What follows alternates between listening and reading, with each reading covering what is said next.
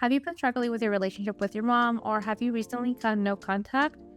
If yeah, you probably are struggling with a mother wound. Here are my signature 7 milestones to healing your mother wound. Milestone 1. Identifying the triggers and root cause. Everything here is going to build, and this is the foundation of it all. You have to identify every single thing that your mom has done that affects you, why it affects you, so then you can prep yourself and take care of the immediate problems. We want to make sure that you're not as triggered, you're not as anxious, you're not as dysregulated, so that we could build on that for the future.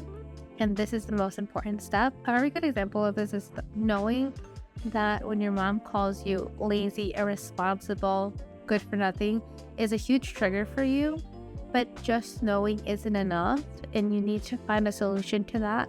And that's why this is the foundation. This is what you're learning from. Milestone number 2 is setting boundaries. Setting boundaries that are realistic to you, that feel comfortable for you, and that are sustainable in the long term. Meaning that if you're going to set a boundary with your mom, tell her, if you're going to speak to me this way, I'm not talking to you. You have to make sure you're able to follow through with that, because the moment that you don't, she's going to know, oh, her word holds no value, and I'm going to continue doing it because she's never going to hold her boundary. Also realizing that two different people in two different situations can't have the same boundary. If someone's moved out, their boundary is going to look very different than someone who still lives with their mom. Both can be triggered and affected by their mom, but both can set very different boundaries. So figuring out what is realistic to your situation is key. Milestone number 3, self-regulating. Remember when we talked about identifying your triggers and the root cause of everything? This is where we kind of come back and solidify it even more. We're going to figure out ways that best feel good to you to calm down when you're in a heightened sense of emotion, whether that's anxiety, anger, sadness, whatever the case may be.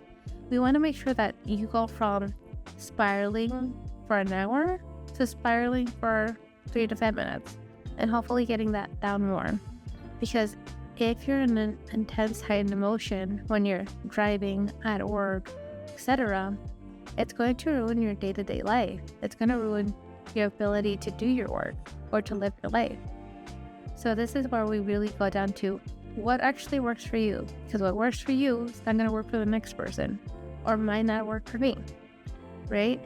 Some people like breathing techniques, some people like meditation, some people just like to listen to old music from their childhood that brought them comfort. So this is where we find out what is going to work and be effective for you. The 4th milestone, grieving. We've done a lot of the work in the past. We're really building that foundation, but now we also have to accept the terms of your relationship with your mom, the one that you wish you had, or maybe the one that you did have in the past. You were best friends and now it's completely changed and this is another person. You're grieving that loss. Grieving loss doesn't mean someone passed away or isn't physically on this earth anymore. It's still what you wish you had, that want, that desire, that heartbreak. It's really important to feel those emotions, validate them, and go through that process of grieving and acknowledging that. Because if we skip over the step or don't even do it at all, we're going to always come back and be angry and be stuck because we didn't acknowledge this part of our loss. Milestone number 5, detaching from attachment. A lot of us who have mother wounds have attachment issues, abandonment issues, and codependency issues. This is the time where we recognize what we struggle with the most and figure out how can we reduce this. So we are at a place that we're really calm, that we don't rely on others. That includes approval from others, hanging out with others, can't be alone, hanging on by our partner's leg, not letting them hang out with their friends. You can't be alone at home. You're completely distraught. You can't go out alone. This is the point where we're really re-identifying ourselves and getting comfortable with ourselves again. And this is very important.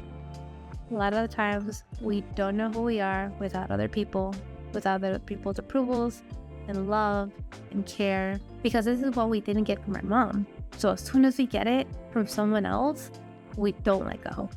And we have a strong hold on it. And we have to let go to have those healthy relationships. Whether that's a romantic or platonic relationship, it could also be your best friend. We need to learn to let go and have the healthiest relationships on our own and love ourselves and build that self-worth. So number 6, self-trust. Here, we're really going to focus on reparenting ourselves, which is why the last milestone was super important, because we're learning to love ourselves and be alone. Now, here is the part where we're learning to trust our intuition, or learning to trust our judgment. We're not second guessing ourselves. We're not seeking that outside validation, because you know what's right. This is trusting your adult self, letting your adult self be presented, and let your inner child and your inner teen rest and let them go. Stop letting them doubt every move that you make. Stop fawning over other people. We hear of fight or flight, but there's also fight, flight, freeze, and fawn. Fawning is when you're constantly doing the right thing because you want people to see you and validate you and say how proud they are of you. But the most important person that should be proud of you is yourself. As cheesy as that sounds, it's true. Once you build this foundation here and you build that self-trust, you're going to feel like the most independent, powerful adult that you could possibly be, that has always been there. But your inner child and inner teen or inner younger 20s you continues to come out because they feel like they still need to help and rescue you. But your inner adult self is there. It just needs to be woken up and shown that it could fully take control of your now. And finally, milestone number 7, finding yourself again. Because we always wanted to do what made mom or dad happy, we never really got to do the things that we loved. Some people went the rebellious route and did it anyways. That comes with its own sets of desires and griefs and attention. But other people just did exactly what their mom and dad wanted them to do. They never traveled. They never got the tattoo. They never moved out. Because that's what mom wanted. They wanted you to do X, Y, and Z. But now it's time to do all those things that you've always wanted to do and never did. Those things that made you scared to lose your mother's love and approval 100%. I'm going to tell you now, no matter what you do, it probably won't be enough for your mom. And that's not your fault. It's time to put yourself and your desires first. And this is where we finally are able to do those things. When we finally feel comfortable and regulated and we trust ourselves and we feel okay. You don't want to do this step in the beginning because everything's dysregulated. Your nervous system is heightened. Everything feels wrong. You're going to feel like that inner child getting in trouble. This is why we do this at the end. We focus on your happiness and who you really are, who you've always wanted to be. So now you know all the milestones, and you might have a good idea of where you land in these milestones. So what do you do to start healing now? Some people might want to go to therapy, and that's completely fine. But some therapists are not experts, and some therapists aren't solution-based. What does that mean?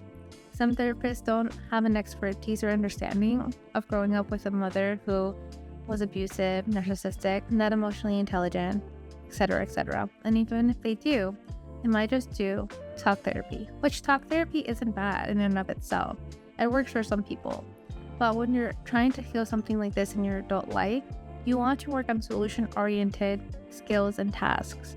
You want to have real change and real results because as an adult, you don't want to continue feeling like that frightened 13-year-old, that scared 7-year-old.